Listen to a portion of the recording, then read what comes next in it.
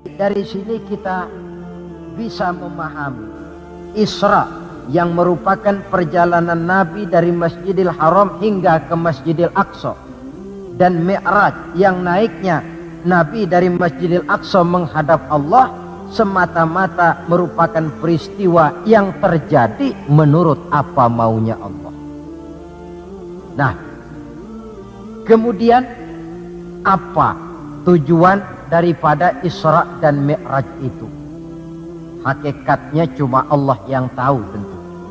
Namun kalau kita lihat di penghujung ayatnya, kita akan menemukan kalimat linuriyahu min ayatina. Keseluruhan perjalanan yang ajaib itu, sejak berangkat sampai kembali, tujuannya linuriyahu min ayatina, untuk kami perlihatkan kepada Nabi Muhammad itu sebagian kecil daripada tanda-tanda kebesaran kami, untuk disampaikan kepada umatnya dan kemudian menjadi pelajaran di dalam mengarungi kehidupan. Seluruh perjalanan yang dilihat oleh Nabi, seluruh pemandangan yang ditemui di dalam perjalanan itu merupakan sebagian kecil dari tanda-tanda kebesaran Allah. Dan itu merupakan tamsil, contoh pelajaran buat kita yang hidup di zaman sekarang ini. Misalnya di dalam perjalanan Rasul melihat ada orang mencakar-cakar mukanya dengan kukunya sendiri.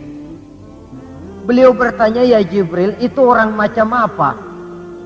Jibril yang waktu itu bertindak sebagai bodyguard menjelaskan, Muhammad, itulah contoh daripada umatmu, orang-orang yang suka memburuk-burukan saudaranya sendiri.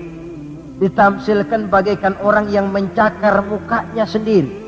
Sebab muslim ini bersaudara seperti satu tubuh.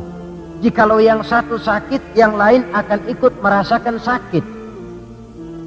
Jikalau satu terinjak, yang lain merasakan akibatnya.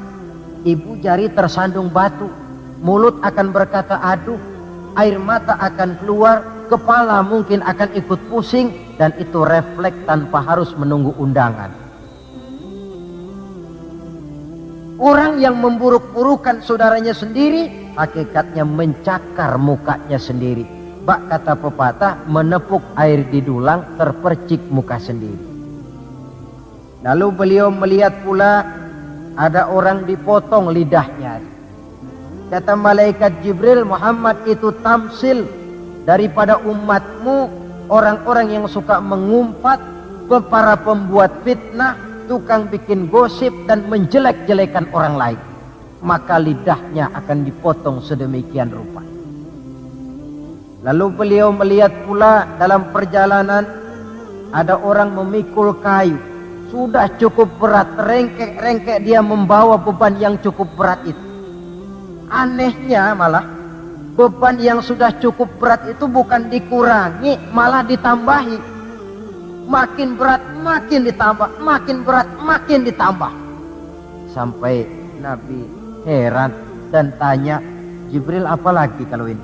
Nah Muhammad, ini tamsil daripada umatmu, orang-orang yang dipercayakan untuk memikul satu amanah, tetapi amanah yang satu belum dia laksanakan, sudah diterima amanah yang lain. Akhirnya bertumpuk-tumpuk di pundaknya amanah-amanah yang harus disampaikan.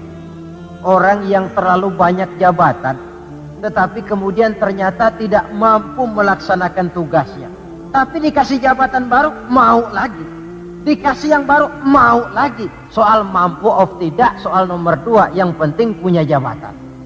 Orang yang di dalam menerima suatu pekerjaan tidak pernah mengukur dengan batas kemampuan yang dimilikinya.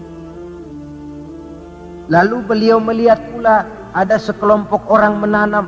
Hari itu dia menanam, hari itu juga tumbuh, hari itu juga keluar buahnya. Diketamnya, lalu tumbuh lagi gantinya. Tiap kali diketam, tiap kali keluar buahnya. Itu tamsil apa ya Jibril? Kata malaikat Jibril, wahai Muhammad, itulah satu contoh daripada umatmu, orang-orang yang gemar memberikan bantuan kepada orang yang memang memerlukannya. Mereka yang rajin sedekah, membantu fakir miskin, menyantuni yatim piatu, memberikan bantuan kepada pengembangan dakwah, madrasah, pendidikan dan pesantren. Hakikatnya mereka mengeluarkan uang, tetapi hakikatnya itu adalah untuk kepentingan diri mereka sendiri. Dicontohkan laksana orang, hari itu dia menanam, hari itu tumbuh buahnya, dia petik, keluar lagi gantinya, begitu seterusnya, tidak pernah berhenti. Jadi orang yang rajin bersedekah, senang memberikan bantuan kepada mereka yang memerlukannya, pada hakikatnya adalah orang-orang yang tidak pernah merugi barang sedikit.